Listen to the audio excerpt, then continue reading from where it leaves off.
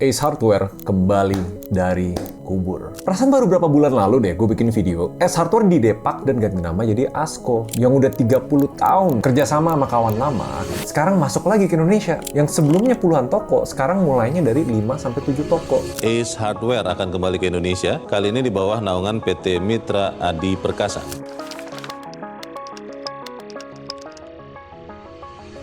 Ini jujur unik banget ya, karena ASKO itu baru aja ngelapor performance yang bagus banget dan lagi gencar-gencarnya ekspansi. Ini literally baru setahun lalu Ace Hardware diputusin kerjasamanya dan sekarang masuk lagi ke Indonesia. Ibaratnya jadi kompetitornya ASKO yang sebelumnya sama kawan lama, sekarang mereka masuk sama MAP Group. Kenapa ini penting? Karena ini pelajaran bisnis yang menarik. ASKO, bisnis yang dibangun hampir 30 tahun lalu, yang brandnya didorong sama Ace Hardware Indonesia, ibarat sekarang udah break free, malah nama yang mereka bawa 30 tahun lalu, balik lagi jadi kompetitornya mereka. Ini unik, karena sebenarnya ini tuh bukan comeback sebagai pemain kecil. Kalau secara global, Ace Hardware tuh punya ribuan toko di berbagai negara. Tapi ASKO juga itu bukan posisi yang lemah. Mereka baru membalik pertumbuhan dari minus 4,8% jadi plus 2,7%. Ini bukan David dan Goliat. Ini Goliat dan Goliat. Dan dua-duanya strateginya tuh lagi beda nih. Karena yang jadi pertanyaan banyak orang, selama 30 tahun terakhir, sebenarnya lebih kuat nama Ace-nya atau layanan dan produk yang sekarang under ASKO. Dan kejadian ini sangat amat jarang terjadi di retail Indonesia. Tapi sebelum gue bahas siapa yang bakal menang, kalian sendiri juga bisa komen di bawah ya. Kita harus agak mundur nih, karena pertanyaan pertamanya yang paling bikin gue penasaran, kenapa Ace Hardware balik ke Indonesia? Dan gimana?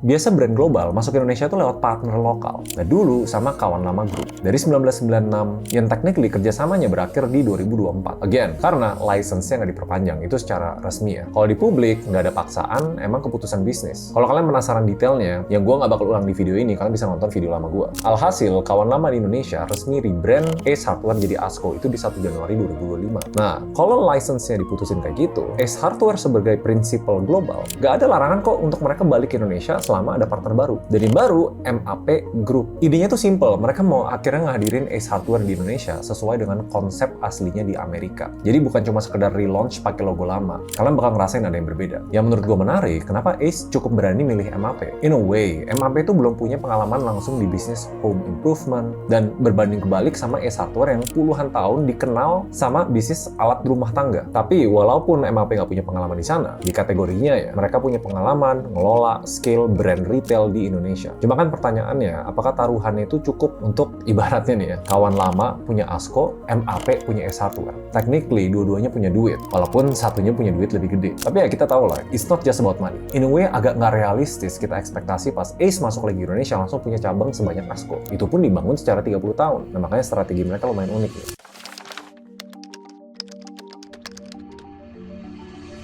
Oke, yang pertama, kita buang ide jauh-jauh. Pas Ace masuk, langsung punya cabang banyak banget. Itu agak susah. Walaupun punya unlimited money, tetap susah. Karena emang bukan strategi AMAP ngejar jumlah toko. Gue kasih contoh gampang ya. Kalau misalnya kalian sebagai business owner, punya modal besar nih, tapi in a way masuk ke market atau negara yang belum pernah kita pegang, belum tentu kepikiran langsung buat ekspansi gede-gedean, marketing jor-joran, ngejar revenue secepat mungkin. Biasanya, business owner yang berani ngelakuin itu karena udah pernah ngelakuin sebelumnya. Nah, ingat nggak? Di awal, Ace Hardware tuh bukan cuma datang ke Indonesia dengan konsep yang sama. Mereka mau ubah sedikit konsepnya, balik ke DNA yang mereka di Amrik. Nah, makanya MAP nggak ngambil pendekatan langsung jor-joran. Dan mereka jujur kok, nggak berani agresif karena home improvement itu hitungannya kategori baru buat MAP. 5-7 toko cukuplah untuk dijadiin lab, dan mereka hitung dulu nih, evaluasi. Profitable nggak, making money nggak sebelum mereka ekspansi lagi. Kalau istilah kerennya, prudent and phase expansion. Hati-hati dan berfase. Kalau dari semua toko itu, 5-7 itu nggak profit, untungnya kurang oke, ya udah tahan dulu. Tapi sampai kapan? Karena kan kalau toko retail kayak gini, balik modalnya tuh lumayan lama nih. Paling cepat 1 tahun,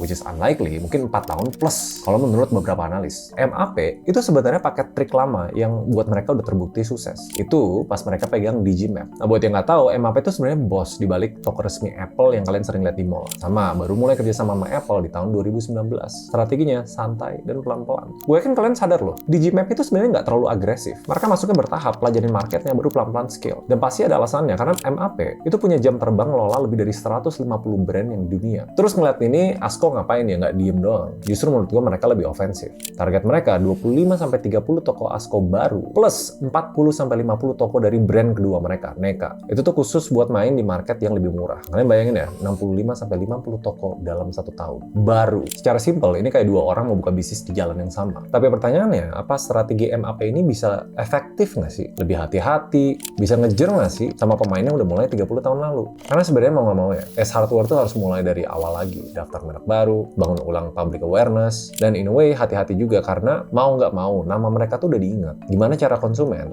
Customer tuh nggak bingung, merah putihnya sama persis. Tapi nanti mereka ke mall, satu namanya ASKO, satu S Hardware. Cuma ya strategi doang tuh sebenarnya nggak cukup lah buat nentuin siapa yang menang. Strategi yang bagus di atas kertas. Sia-sia kalau angkanya nggak make sense. Makanya kita ke bagian yang paling jujur dari semua ini. Angka.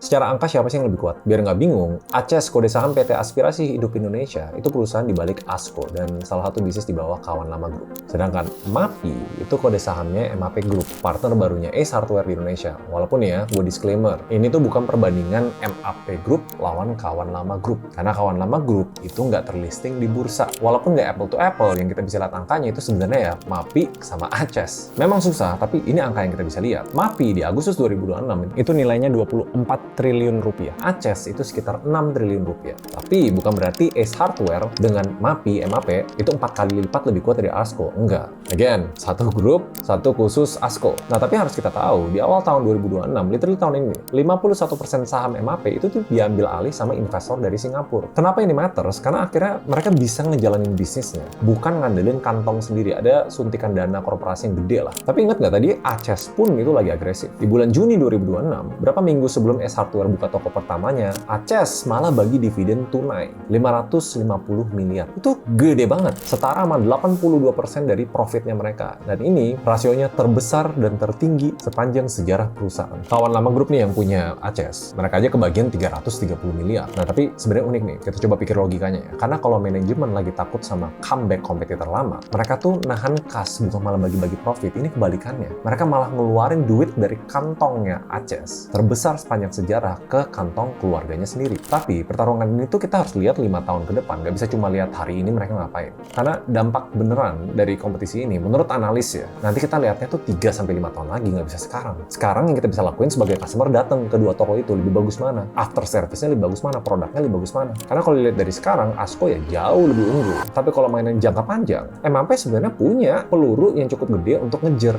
Dan ditambah nih, teknis ya, ASKO itu brand baru. Ace Hardware, brand yang udah dikenal sama mayoritas warga Indonesia selama 30 tahun terakhir. Lebih penting mana nih asetnya? Dan akhirnya nih menurut gue ya, siapa yang paling punya posisi kuat setelah 3-5 tahun ke depan mereka rebutan market yang sama?